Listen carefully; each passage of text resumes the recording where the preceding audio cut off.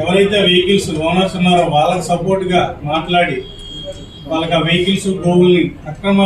Transport ని పంపించే విధంగా వీళ్ళు కూడా సహకరించారు. కొన్ని చోట్ల కలెక్టర్లు కూడా మమ్మల్ని పట్టించుకోకుండా మేము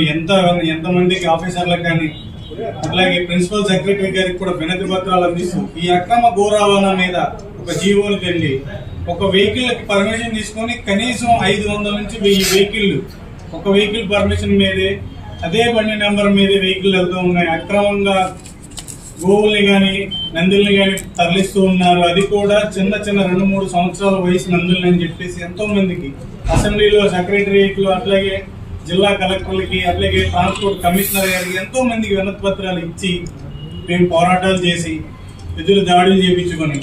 ధర్మం దేశం అంటూ మా వంతుకు ఒక హిందూగా పుట్టినందుకు నా ధర్మానికి నా దేశానికి నా గోవుకి నా వంతు నేను కృషి చేయాలి, నా వంతు నేను ఎంతో కొంత పనిచేయాలనే భావంతో ఈ గోరక్షణ కార్యక్రమం చేస్తూ ఉంటాం. ఈ గోరక్షణ చేయడంలో విఫలమై చాలా సందర్భాల్లో